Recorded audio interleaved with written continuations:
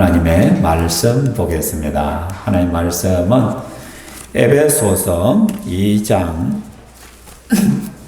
8절에서 9절. 너희는 그 은혜에 의하여 믿음으로 말미암아 구원을 받았으니 이것이 너희에게서 난 것이 아니요 하나님의 선물이라. 행위에서 난 것이 아니니 이는 누구든지 자랑하지 못하게 함이라. 아멘. 여러분은 이 땅에서 성공하고 싶죠? 그죠? 성공 안 하고 싶은 사람이 있어요? 성공하고 싶잖아요. 그죠? 저도 성공하고 싶습니다. 그러면 이 땅에서 과연 성공한다는 것이 무엇일까? 성공적인 삶이 무엇일까? 어떤 경우에 성공했다라고 말할 수가 있을까? 제가 어디에 보니까 이런 것이 있어요. 10대에는 성공한 아버지를 두면 성공했대요. 혹시 성공한 아버지를 두었습니까? 20대에는 학벌이 좋으면 성공한 사람이에요. 30대는 좋은 직장에 다니면 성공했다라고 한대요. 40대에는 2차를 쏠 수 있으면 성공했다. 왜? 1차까지는 공금을 하는데 2차를 쏠 때는 내 돈을 내야 되는데 좀 여유가 있어야 되잖아요. 50대는 공부 잘하는 자녀가 있으면 성공했대. 네. 그런가요? 네. 제 지인 중에 한 분이 결혼 25주년인데 최고의 선물을 받았다면서 페이스북에 올리더라. 그러면 자기 아들이 포항공대 대학원에 들어갔다. 이게 최고의 선물이었다. 그렇게 맞는 것 같아요. 50대 공부 잘하는 자녀를 있으면 또 직장 좋은 데 간, 그죠? 그렇게 하게. 60대는 아직 돈 벌고 있으면 여러분 성공했대. 60대에 돈 벌. 우리 백점내 목자님 굉장히 성공해서 70이 넘은 돈 지금 왔어. 70대는 건강하면 성공했대. 건강하면. 80대는 아내가 밥 차려주면 성공했대. 이런데 남자 관점이겠죠, 그죠? 그죠? 그래서 아내 입장에서는 어떻게? 남편 없으면 편하네, 그죠? 아내가 다 밥 차려주고 해야 되는데 어쨌든 옆에 누가 있다는 것이 행복한 거죠. 그죠? 곁에 있다는 것이. 90대에는 전화 오는 사람이 있으면 성공했대요. 저는. 그럼 100세에 성공한 사람은 뭔지 아십니까? 모르죠. 가르쳐줄게. 아침에 눈 뜨면 성공한 거예요. 아침에 눈이 뜨면 성공한 거예요. 그래서 보통 사람 여기서 알 수 있듯이 성공한 사람은 대체 누구냐? 많은 업적을 남긴 거예요. 어떤 꿈을 이루었다 했을 때 우리는 성공적인 삶이라고 이야기를 하더라고요, 이 땅에서는. 그런데 제가 생각할 때는 어떤 사람이 성공한 사람이냐? 후회 없는 삶을 산 사람이 성공한 사람. 후회가 없는 사람. 이것을 어떻게 알 수 있냐고요? 사람의 마지막을 보면 알 수 있어요. 여러분, 사람의 마지막 임종하는 그 사람은요, 지금 내가 이루어 놓은 거 자랑하는 거 봤어요? 내가 대기업을 이뤘고, 내가 이런 대학을 나왔고, 내가 뭐를 해서, 마지막 죽음의 순간에 지가 했던 것, 경험했던 것, 지가 이루어 놓은 거 자랑하는 사람은 거의 없어요. 대부분 사람이 딱 죽음을 맞이하면은, 뭐 이야기해요? 후회. 내가 그때 좀 더 잘할 걸. 내가 좀 더 가족들과 많은 시간을 가졌을 걸. 그때 내가 좀 담배를 끊었어야 했는데, 내가 그 사람을 용서할 것. 그래서 마지막 죽음의 순간에는 우리는 내 삶을 돌아보면서 후회하고, 또 용서할 사람은 용서하고, 화해할 사람은 화해하는 시간들을 가진다는 거예요. 그렇다면, 사람에게 있어서 가장 성공한 사람이 대체 누구예요? 마지막 순간에 크게 후회할 것이 없는 사람이 진짜 성공한 사람이다. 맞죠? 제 생각에 동의하십니까? 그런 것 같아요. 근데 여러분, 그래서 우리가 인생 종말을 맞이하고, 흔히들 어떤 사람이 그래요. 지옥은 어떤 곳이냐? 후회의 장소이다. 라고 말해요. 지옥은 후회의 장소이다. 그래서 지옥에 들어가면은 곳곳에서 소리가 들리는데, 끌끌끌끌 한대요. 끌끌끌끌. 내가 그때, 그러면 안 됐는데, 내가 그때 뭐 했을걸? 그때 내가 좀 더 가족과 많은 시간을 보냈을걸? 내가 그때 사기치지 말걸? 내가 그때 죄 짓지 말걸? 그때 내가 그랬으면 안 되는데 끌끌끌끌 후회의 장소가 지옥이라는 거예요. 근데 여러분, 이 지옥에서 가장 큰 후회는 무엇인지 아십니까? 내가 예수 믿을 걸, 내가 그때 누가 교회 가자고 했을 때 교회 갈 걸, 그때 내가 목사님이 설교를 들을 때 목사님이 예수 믿어야 된다고 했을 때 내가 그때 예수 믿을 걸, 그것이 인생에서 가장 큰 후회가 될 것이란 것이죠. 여러분, 우리가 흔히 생각해 그런 생각들을 해요. 아이고, 뭐 드라마 같은 데 보니까 환생하던데, 죽어도 다시 살아나는데, 그건 이야기고, 인간 마음의 그 두려움이, 그런 게 있었으면 좋겠다 하는 그 두려움이 만들어낸 것이 뭐냐면 환생이에요. 환생. 그런 것은 없어요. 환생이란 것은 절대로. 죽으면 끝나는 하나님의 심판대에 가는 거예요. 그래서 인생 최고의 후회를 되돌릴 수 있는 시간은 지금밖에 없는 거예요. 지금밖에. 내가 살아있을 때 내 인생 최고의 후회인 예수 믿을 걸, 내가 죽음 준비할 걸, 이거 하나 해결해야 될 것이 바로 이곳이란 것입니다. 사랑하는 성도 여러분, 근데 문제는 그 시간, 그 돌이킬 수 있는 시간이 너무나 짧다는 거예요. 그것이 얼마 남지 않았다는 거예요. 우리에게 죽음이라는 것이 금방 찾아온다는 거예요. 옛날 이야기에 보면은 어떤 사냥꾼이 사냥을 갔어요. 막 헤매다가 사냥감을 찾지 못하다가 드디어 사냥감을 하나 찾았어요. 저 나무에 독수리가 딱 앉아 있는 거예요.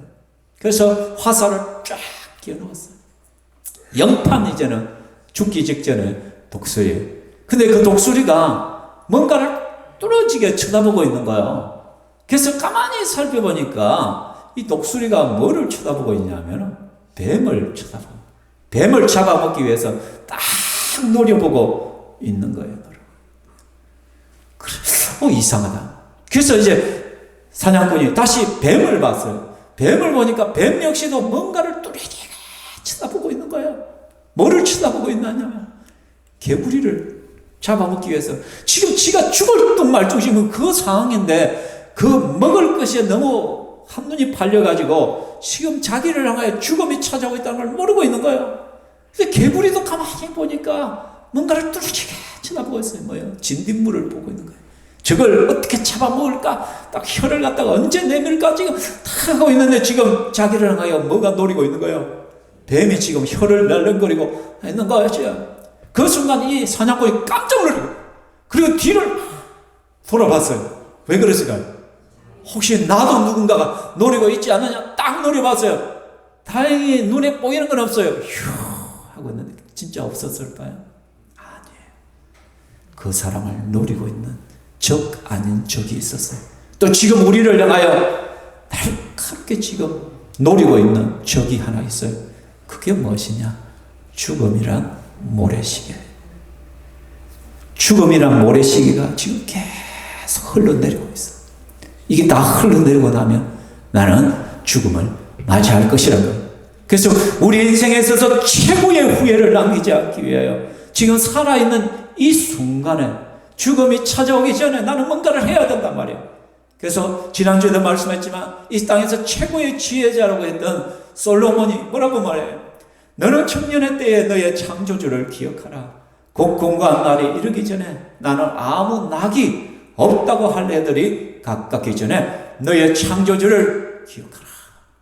너의 공고한 죽음이 지금 시시각각으로 찾아오고 있다. 그 마지막 죽음의 순간을 맞이하기 전에 지금 네가 해야 될, 바로 지금 해야 될 것은 너의 창조주를 기억하는 거야. 그렇죠? 히브리서 9장 27절에 같이 한번 읽어볼까요? 시작. 한 번 죽는 것은 사람에게 정해진 것이고 그 후에는 심판이 있다. 사람은 누구나 죽어요. 안 죽는 사람 없어요.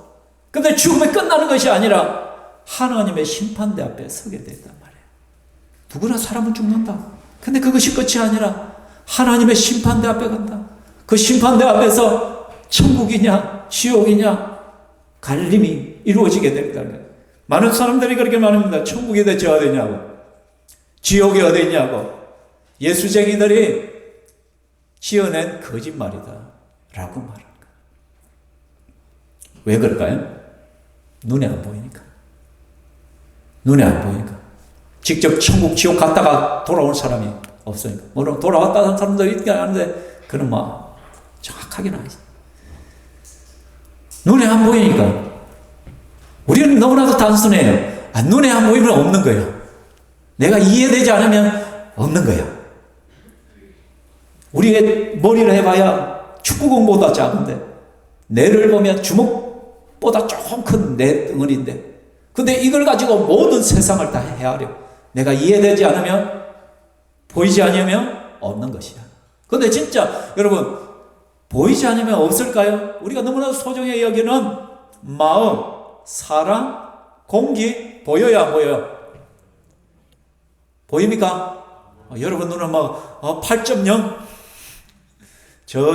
몽골 사람들은 4.0 정도 된대요. 시계가. 제가 한 0.7 정도 되는데 너무 부러워. 그 정도면 공기가 보일까요? 사랑이 보일까요? 마음이 보일까요? 근데 마음이 있어요, 없어요? 매미 있습니까, 없습니까? 매미 있잖아. 그렇죠? 사랑이 있어요, 없어요? 사랑은 존재해요. 근데 한번 증거해봐. 보여줘봐. 이걸 어떻게 보여요?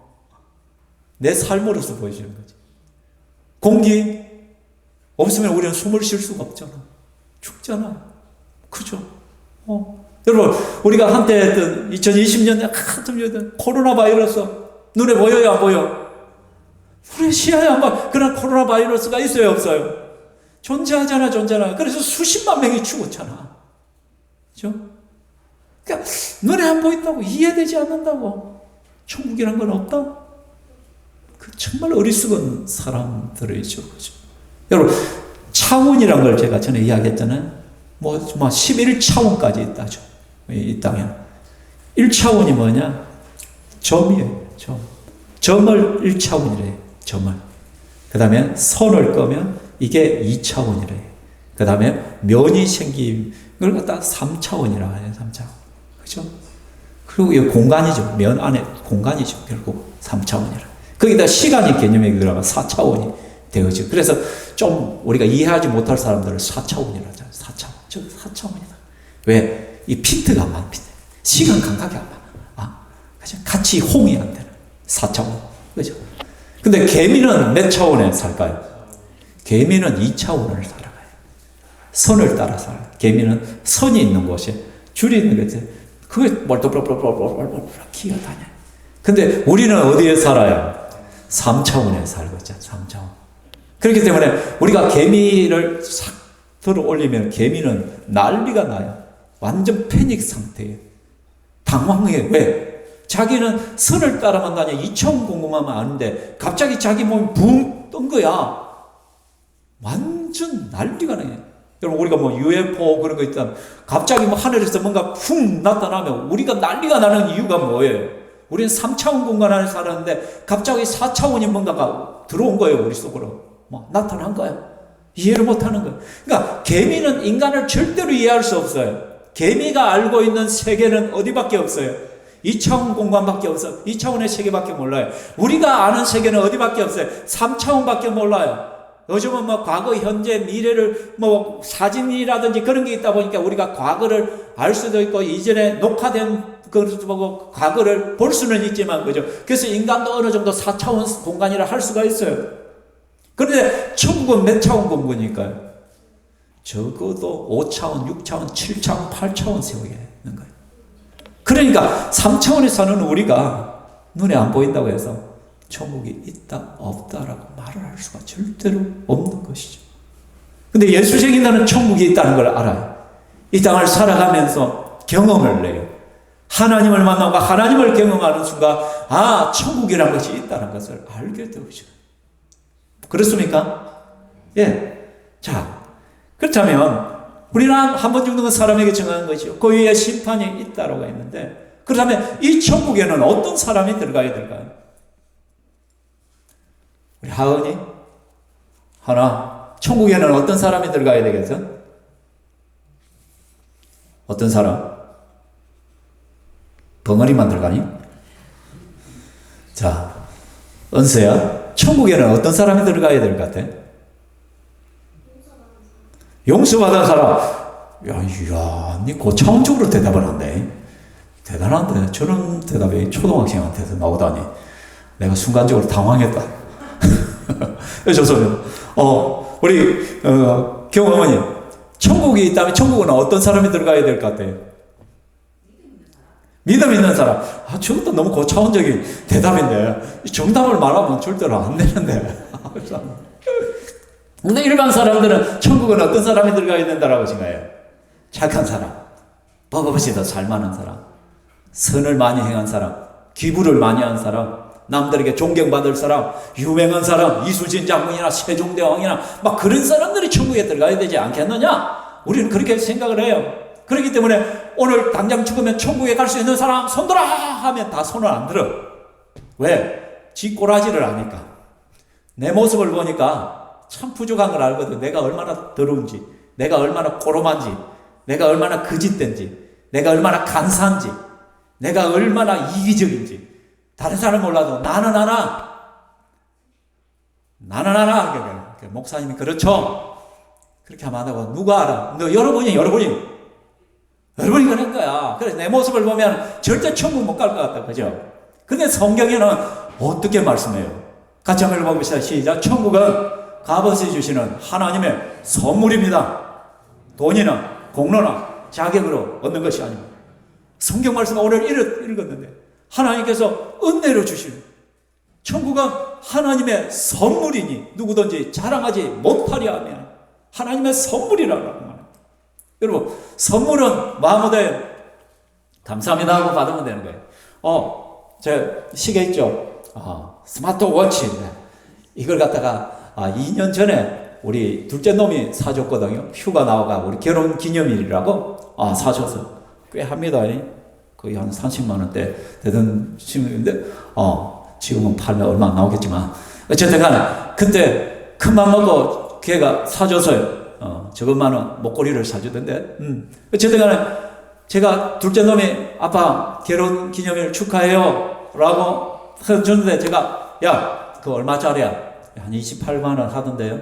내가 지갑을 딱 꺼내면 28만 원 딱 내가 보너스로 30만 원 줄게.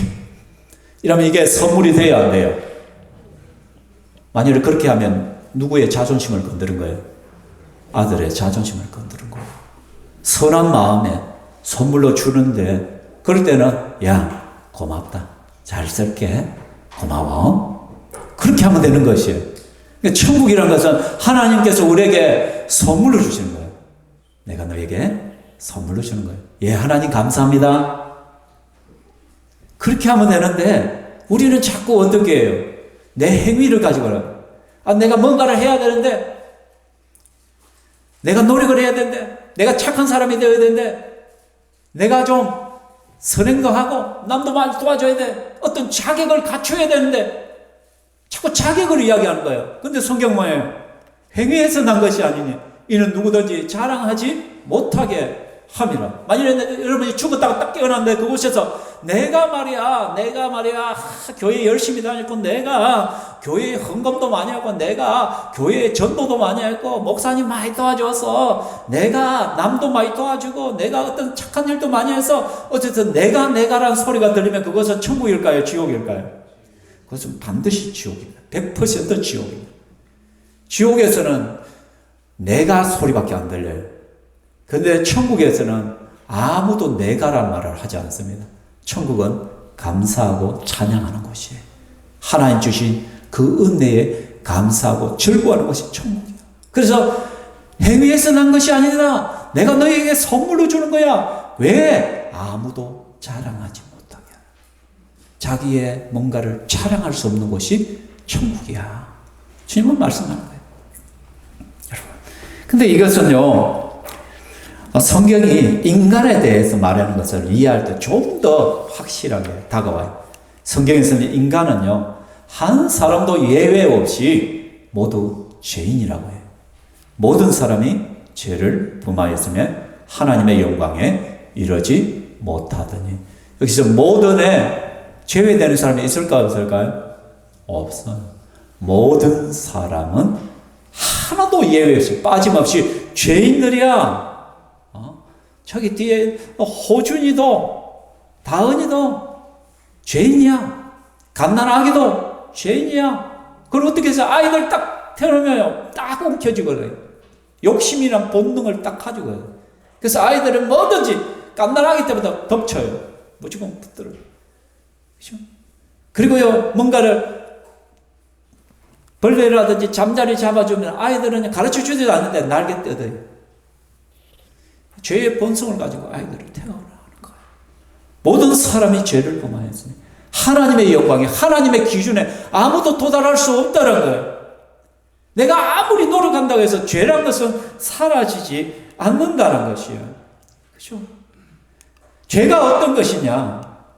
성경에서는 죄를 갖다가 뭐라고 하냐? 내가 하나님 노릇하는 것이 죄라고 해요. 내가 법대로, 무법자가 뭐냐? 지 법으로 사는 거예요. 지 마음대로 사는 사람을 무법자라고 우리는 말씀하잖아요. 그죠? 남편과 아내가 왜 싸워요? 둘 다 뭐기 때문에? 무법자이거든요. 무법자는 법이 없다는 것이 아니라 지 법으로 산다는 거예요. 아내는 이랬으면, 남편은 이랬으면 좋겠어요. 지 법이 서로 다른 거예요. 그러니까 맨날 부닥치는 거, 부닥치는. 그죠? 그래는 빨아서 탈탈탈탈 해가지고, 펴서 넣는 거야. 또 한 사람은 해가지고 꼭 짜가지고 걸레는 딱딱 몰아놓는 거야. 저는 시골에서 그렇게 배워요. 우리 어머니는 항상 걸레를 이렇게 해서는 딱딱 말아가지고 놔둬. 근데 제 아내는 보니까 다가 말려가 쫙 펴놓더라고요. 또 다른 거예요. 상황이. 그죠? 여러분, 떡을 뭐에 찍어 먹어요? 설탕에 찍어 먹는 사람이 있고, 소금에 찍어 먹는 사람이 있고, 조총에 찍어 먹는 사람이 있고, 꿀에 찍어 먹는 사람들 있는 거예요. 근데, 니 이상하다. 니는 왜 꿀에 찍어 먹네? 우리는 설탕에 찍어 먹는데, 이래가 싸운 거야, 이래가 싸운 거야. 지법으로 싸운 지금. 아내는 이래야 된다. 남편은 이래야 된다. 각자 자기만의 법이 있는 거예요, 법이. 그래서 그 법을 자꾸 내세우는 거예요. 그죠? 그러니까 남편과 아내가 맨날 지법 이야기하면서 싸워. 니는 왜 그렇게 하냐? 나는 이렇게 하는데 니는 왜 그래? 왜 그 따위야? 막 그렇게. 그러면 거기서 한 단계 들어가면 뭐예요? 너희 집에서는 그렇게 가르치더라. 우리 집에는 그렇게 가르쳐. 이상하네, 너가 막. 이제 집안 싸움이 돼, 막. 이거 막. 그렇지가 않은가? 다 무법자는 무법자. 지법으로, 지 생각으로 살아가는 거야. 교회는 이래야 된다. 지법이야, 지법은. 교회는 뭐 전도를 많이 해야 돼. 교회는 뭐 봉사를 많이 해야 돼. 교회는 선교를 많이 해야 돼. 교회는 그건 자기 법이 시작다. 성경에서 뭐라고 이야기하는가? 그거에 집중을 해야 된다라는 것이에요. 그렇죠? 그렇잖아요. 그렇죠?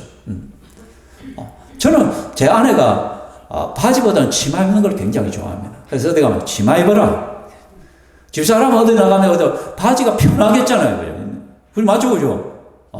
근데 어떻게? 제가 고집한 제 아내는 짧게 잘 안 자릅니다. 왜? 제가 긴 머리를 좋아하기 때문에. 긴 머리가 길어야지. 왜 자르나? 그러다 억지로 내가 그 주장을 자꾸 내세우면 어떻게? 내 법이야. 내가 무법자가 되는 거야. 근데 요즘은 별로 상관 안 해. 여보, 내 머리 할까? 해라. 뭐 할까? 네가 하면 되지 뭐. 막 어떻게 해도 다 예뻐. 제가 처세술을 배웠어. 이렇게 무법자. 내가 내 마음대로 하는 거야. 그래서 장래가 하나님 손에 달려 있는데도 내 장래와 내 인생이 내가 주인이야. 내가 계획하고 내 마음대로 하고 막 여러분 이사도 그냥 내 기분 나빠. 나 저 집에 살고 싶어 가. 하나님 앞에 기도도 안 해. 예수쟁이들이 왜 내가 저기를 가야 되는지, 왜 이사를 해야 되는지, 왜 해야 되는지. 먼저 그의 나라와 그의 의를 구하기보다는 내 생각이 중요한 거야. 저기 무슨 학군이 좋기 때문에, 저 가면 더 좋은 환경에서 살 수 있기 때문에, 그게 아니야. 하나님 앞에 물어봐.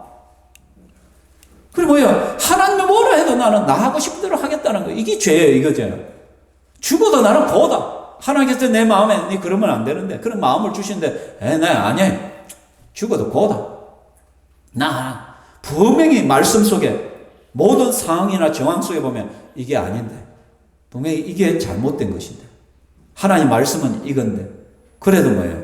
내 하고 싶은 대로 하는 것이 죄란 거예요. 이거 결국 종합적으로 죄는 뭐냐? 하나님 없이 살아보겠다는 나의 모든 의지가 죄란 거예요. 내가 하나님의 자리에 올라가서 내 기분대로, 내 감정대로, 내 생각대로, 내 하고 싶은 대로 무법자로 나는 살겠다. 이게 죄예요. 그 모든 죄의 결과로서 나타난 것이 뭐예요? 시기, 질투, 분쟁, 싸움, 다툼, 강도질, 살인, 이게 다 나온 거예요. 내 마음대로 사는 것, 살겠다고 작정을 했기 때문에 내 안에 그 죄의 가치관이 가득 차니까 어떻게 남은 상관도 하지 않는 거예요. 짓밟아 버리는 거예요. 내 이득을 위해서 내가 기분대로 그냥 막 욕해버리고 막 내뱉어버리고 다른 사람 감정이 어떠하든 간에 상관이 없는 거예요. 그게 죄의 결과예요. 내 삶의 가치관이 죄의 가치관을 가지고 있기 때문에 그러한 열매들을 맺어가는 것이에요. 그럼 여기에 죄에 속하지 않는 사람이 있을까요? 없을까요? 여러분은 죄인입니까? 죄인이 아닙니까? 야, 이 죄인들아. 이해를 안 하네. 죄인들 아니에요? 저도 죄인이에요. 근데 죄인이 죄인이라면 잘 안 나요. 제가 마산교도소에 한 5년 설교를 갔다고 했잖아요. 그래서 교도관들은 항상 저한테 목사님, 여기 죄수들이요. 죄인이지만 죄인이라고 하면 기분 나빠합니다. 목사님 절대 죄인이라고 죄래 그런 거 말하지 마세요. 그래 막 부탁을 해요. 교도관. 근데 저는 할까요? 안 할까요? 바로 해버리면 당신 죄인들이다. 죄 짓다가 들켜서 여기 온 죄인들이야. 근데 나도 죄인이야. 나는 여러분처럼 그렇게 죄 안 지고 지혜롭게 죄를 짓거든. 그래서 안 들켜서. 나는 안 들킨 죄인이고 당신들은 뭐 들킨 죄인들이야. 여러분 들켜가지고 지금 죄값 받고 있는 거야. 나는 안 들켜가지고 아직도 죄 짓고 있어. 누가 더 악할까? 내가 더 악해. 여러분 솔직히 말해봐요. 여러분은 안 들킨 죄인들이에요. 들켜버리면 여러분이 감옥 가야 될 일이 좀 있을 건데 들켜버리면 막 파탄 날 건데 사람들 관계가 뭐든 박살 날 건데 그죠? 근데 우리 주님은 다 알아 그거. 우리는 모두가 죄인이에요. 근데 성경은 뭐래요? 죄의 삭은 사망이에요. 죄에는 값이 있다는 거예요. 여러분 일하면 일삭을 받아요. 일하면 일삭을 받는단 말이에요. 죄에도 삭이 있어요. 죄의 값, 죄의 삭이 뭐냐? 바로 사망이에요. 사람이 왜 죽나? 죄 때문에 죽는 거예요. 사람은 죄 때문에 죽는 거예요. 그럼 죽음으로 끝나냐? 그 위에 심판이 있다고 했어요. 그리고는 어떻게? 천국과 지옥이 있다고 성경은 분명하게 말씀하고 있다는 것이에요. 그렇다면 우리는 인정했죠. 내가 죄인이라는 거. 우리 모두는 죄인이에요. 그럼 우리는 어디 갈 수밖에 없어요. 다 지옥 갈 수밖에 없어요. 다 지옥 갈 수밖에 없어요. 아닌데요. 나는 착한데요. 근데 그 착하다는 기준은 뭐예요? 비교잖아요. 비교. 다른 사람과 비교해가지고 내가 좀 나은 것 같아. 그런데 여러분 죄는 죄고 착한 것은 착한 거예요. 그렇죠? 죄를 갖다가 여러분 똘똘 말아가지고 나는 괜찮다라고 생각하면 안 돼요. 여러분 썩은 계란이 5개 있으면 그 중에 4개는 싱싱하고 1개가 썩었다고 생각해봐요. 그럼 뭐 생각하기를 아이고 뭐 5개 중에 하나인데 뭐 4대 1인데 뭐 괜찮을 거야. 썩은 계란을 같이 풀어가지고 오므라이스를 해가지고 제가 여러분에게 대접한다면 그거 먹겠어요? 이미 냄새가 풀풀 나기 시작합니다. 근데 우리는 하나님 앞에 늘 이런 식이에요. 하나님 그래도 내가 착한 일을 좀 했지 않습니까? 내가 그래 뭐 어쩌다 보면 죄도 하나 지었죠. 그래 좀 지었죠. 근데 똘똘 말아가 어떻게 하나님 그래도 내가 착한 일이 더 많은 것 같은데 내 좀 천국에 보내주면 안 될까요? 근데 여러분 50부 100부예요 실제. 실제는 우리가 착한 일을 많이 할까요? 죄를 많이 짓까요? 죄를 훨씬 더 많이 짓. 훨씬 더 내가 남을 미워하고 시기하고 질투하고 험담하고 깔보고 눈 헐기고 누가 보지만 한다면 저 사람 때려치고 싶어. 누가 아무도 안 보이면 저거 내 싹 가져가고 싶어. 들키지만 한다면 내가 무슨 짓이라도 하고 싶은 욕망들을 우리 속에 다, 그 다 죄의 욕망을 우리 속에 있죠. 근데 우리가 어떻게 하나님 앞에 나는 착하다라고 말할 수 있겠어요? 우리는 다 심판받아 죽을 수밖에 없는 죄인들이에요. 그렇죠? 근데 하나님은 어떤 분이냐? 우리는 죄인이고 죽을 수밖에 없는 존재인데 하나님은 어떤 분이냐? 하나님은요, 같이 읽겠습니다. 시작. 우리를 벌하시는 것을 원치 않으십니다. 하나님은 사랑이시. 성경에 보면 하나님은 사랑이라. 하나님은 사랑. 하나님은 자비로우시기 때문에 우리를 벌하기를 원치 않아요. 우리를 지옥에 보내기를 원치 않으신단 말이에요. 그렇죠? 하나님은 우리를 너무 그 스푼 자체의 본성 자체가 사랑이에요. 사랑. 사랑이 뚝뚝 그냥 떨어져요. 제 얼굴에 사랑이 뚝뚝 떨어집니까? 아니더라도 좀 그렇다라고 좀 해주이소. 커져. 어떤 사람은 보면 참 그냥 뭐 착함하고 탁 써있는 사람이 있잖아요. 그죠? 저 사람 참 착함. 그죠? 그런 생각도 있죠. 그 사람도 죄인이에요. 그 사람도 솔직히 죽을 수밖에 없는 인생이에요.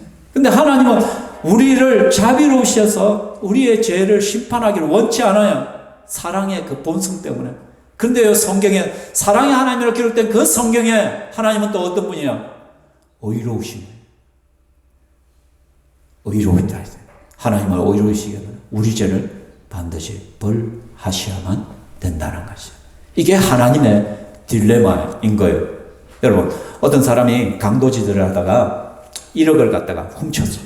근데 딱 1억 훔치가 도망가다가 바로 잡혀서 그래서 끌려와서 재판을 해요. 그래서 이 사람이 최후 변론을 하는 거예요. 변론을. 재판관님, 정말 죄송합니다. 제가 처음인데 내가 정말 사는 게 힘들어서 어쩔 수 없이 내가 1억을 훔쳤는데 그리고 이 1억 하나도 쓰지 않고 그대로 다 돌려줬잖아. 그러니까 내 좀 풀어주면 안 되겠습니까? 내에게 무죄를 선고하면 안 되겠습니까? 그렇게 하는 거예요. 그럼 재판관이 그래, 정상을 참작해서 너 무죄 이렇게 판단할까요? 이렇게 만약에 재판관이 판단하면 그 재판관 자격이 없어요. 만약에 이런 사람들이 그렇게 무죄 방면하면 이 사람은 어떻게 이곳에 모두 금은빵이고 뭐 다 틀릴 거예요. 재판관은 법의 기준이 있어요. 법의 기준을 따라 반드시 정확하게 재판해야 재판장이 되는 거예요. 그죠? 그럼 세상의 재판장이 이렇다면 하늘의 재판장이, 이 우주의 재판장이 되시는 하나님께서 우리의 죄에 대해서 그냥 넘어가신다면 이분은 하나님이 될 수 있어요? 없어요? 없어요. 그분은 하나님일 수가 없다.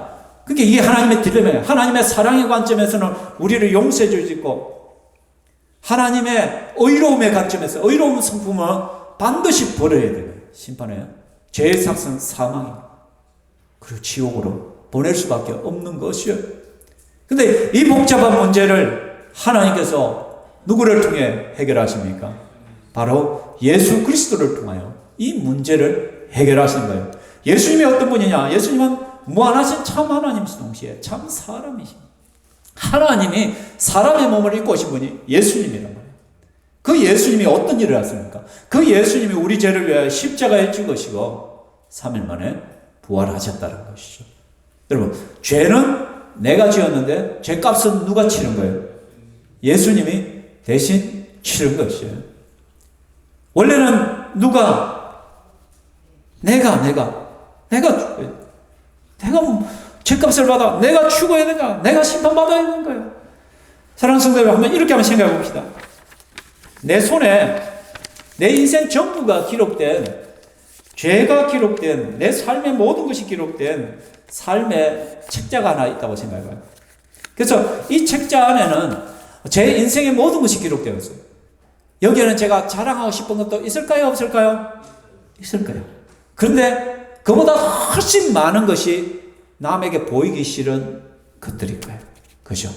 내 인생 전부의 기록이라면 엄청난, 사람은 눈속임을 했지만 정말 드러내기 부끄러운 온갖 죄악들이 요 속에 다 숨은 거예요.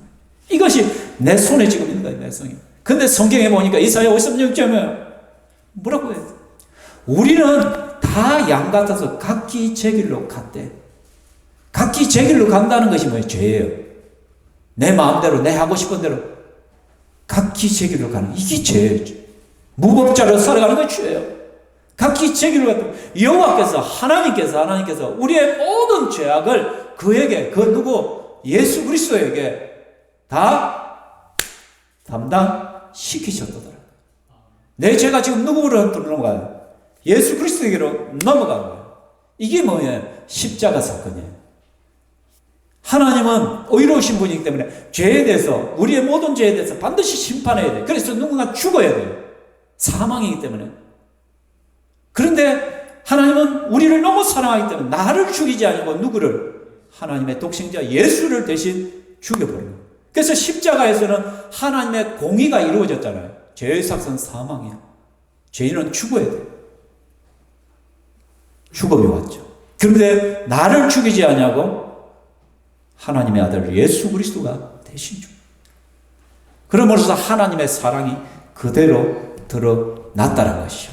제가 언젠가 예를 한번 들은 바 있잖아요. 어느 나라에 임금이 법을 안 하셔요. 그 나라의 법이 너무 약해가지고 사람들이 온갖 더러운 짓들을 다 하는 거예요. 죄를 넘어. 그래서 그 속에 사회가 엉망이 돼요. 그래서 강력한 법을 왕이 세웠어요. 뭐예요? 누구라도 이제는 작든 크든 간에 조그만 죄라도 만약에 죄를 짓는다면은 기둥에다가 발가벗겨 묶어놓고 채찍으로 때려 죽이겠다. 이 법을 선포를 해버려요. 그러니까 이게 강력한 법이니까 모두가 긴장을 한 거야. 설마 그럴까? 막 조심조심하는. 그런데 실제로 그 죄를 짓는 사람이 한 사람씩 나오는 거예요. 그래서 실제로 왕이 엄격하게 그 죄를 집행하고 사람이 죽어가는 거예요. 근데 어느 날 왕 앞에 한 사람이 끌려와요.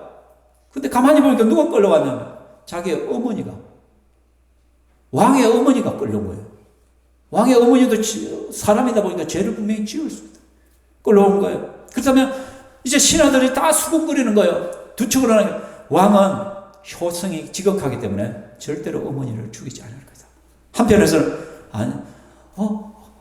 왕은 굉장히 의로운 왕이기 때문에 어머니일지라도 죽일 거야.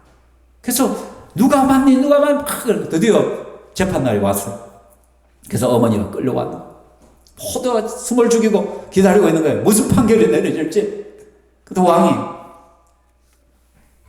저 여인의 옷을 벗겨라. 그리고는 기둥에 묶으라. 이 소리를 들으니까 한쪽에 봐라 우리 왕은 의로운 사람이야. 의롭기 때문에 어머니일지라도 벌을 하는 거예요. 근데 한쪽에서 어이구 저럴 수가 있냐. 어떻게 어머니를 저렇게 죽여서 아무리 의롭게 판단을 해야지만 막 수군거리는 거예요. 그리고요 그 다음에 왕이 어머니에게 다가가는 거예요. 땅에 가서 자기 옷을 벗어요. 자기 옷을 벗고 자기 어머니를 딱 안아요. 그리고는 집행관에게 쳐라. 누가 맞아요? 왕이 죽고 누구는 살아요? 어머니는 살아나요. 이게 예수의 십자가 사건이에요. 내가 심판받아 지옥 가야 되고 죽어야 되는데 예수 그리스도가 대신 나를 포기 안 하시고 십자가에서 내 죄를 위하여 죽으신 거예요. 그래서 우리에게 영원한 천국을 선물로 주기를 원하신단 말이에요. 죄가 없는 자는 하나님 나라의 천국에 들어갈 수가 있기 때문에, 그래서 이것은, 이 선물은, 천국이라는 선물은 믿음으로 받는 거예요. 믿음은요 천국 문을 여는 열쇠와 같아요.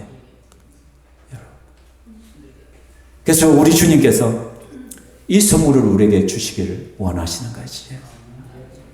주 예수를 믿어라. 그리하면 너와 내 집에 구원을 얻으리라. 나를 받아들이며 나를 영접하는 자, 곧 그 이름을 믿는 자들에게는 하나님의 자녀가 되는 권세를 주셨다.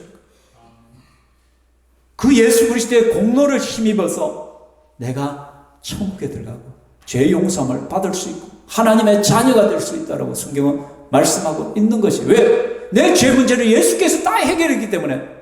그렇기 때문에 나는 더 이상 그 죄에 대해서 심판받아 지옥 갈 수가 없는 것이에요. 그렇죠? 이 선물을 주님이 우리에게 주신 거예요. 받으라 하는 거예요. 그런데 우리 입장에서는 에이 하나님 내가 참 부족한데요. 내가 어떻게 그 예수님의 그 공짜를 받아요 천국에. 근데 우리 예수님은 그냥 주시겠다라고 하는 거예요. 이것은 마치 왕의 선물을 받기 위하여 참 더러운 손을 내미는 거지의 손과 같은 거예요.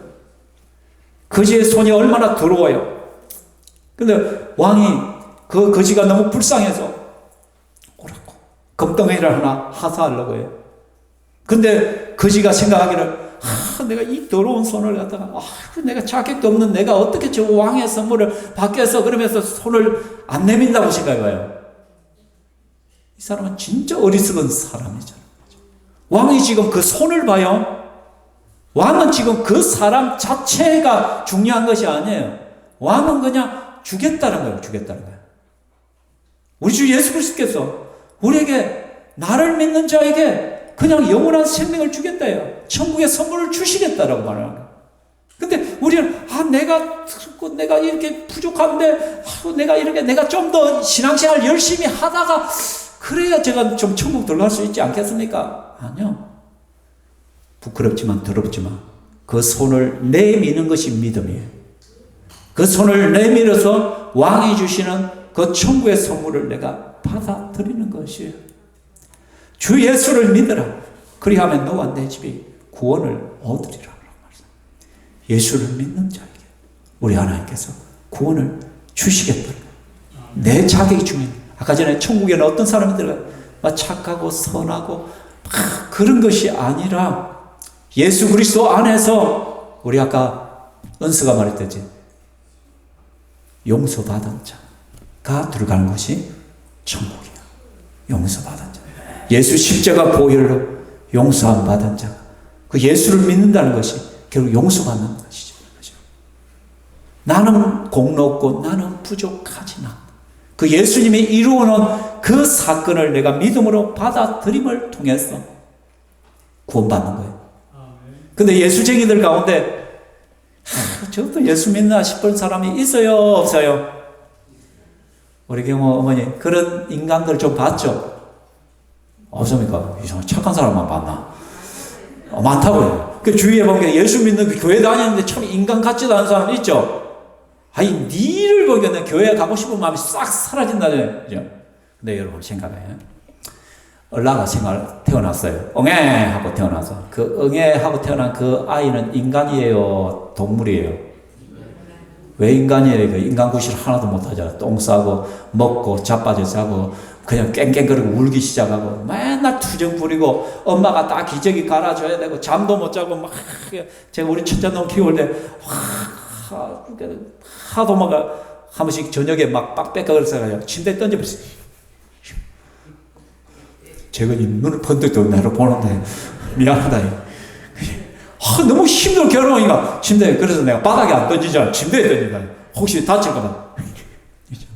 그럼, 힘들어, 정말. 그죠? 그러니까, 얼라는 아무 자격이 없어요, 진짜. 부모의 사랑을 받을 아무 자격이 없어. 그런데도 인가야. 사람이야. 사람 구실을 못해도 사람이야. 이해되십니까? 예수를 믿으면, 처음에는 빌빌거리 진짜 예수 믿는 사람일지라도 참 인간 같지도 않은 인간이 있어요.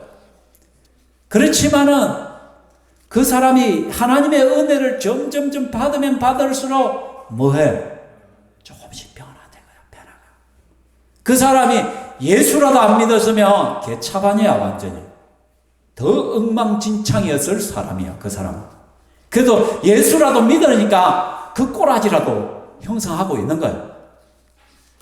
이해되십니까? 어머니? 그러니까, 구원에는 자격을 따지지 않아요. 그러나, 구원 얻고 나면은 어떻게? 변화돼 가야 돼요. 여러분, 태양빛을 많이 비추면 비출수록 우리는 어떻게 돼요? 옷을 하나씩 벗잖아요. 예수 그리스도의 생명의 빛을 우리가 비추면 비추도 우리의 죄의 옷을 하나씩 걷어내. 잘못된 습관들을 하나씩. 근데 아직도 바뀌지 않냐고 고질적인 죄악과 범죄 속에 막 살아가는 사람 양심이 괴로워 미칠 거야. 우리 하나님은 살아계신 하나님이기 때문에 양심을 막 찌르거든요. 그러니까 예수적이 그러면 되겠냐? 막 그럴 때 고쳐나가야 돼. 예, 주님 제가 죄송해요. 내가 고쳐갈게요. 주님 좀 도와주세요. 그래서 우리 예수님은 말씀합니다. 같이 읽겠습니다. 시작. 볼지어다 내가 문 밖에 서서 두드리노니 누구든지 내 음성을 듣고 문을 열면 내가 그에게 들어가 그와 얻어문을 먹고 그는 나와 더불어 먹으리라.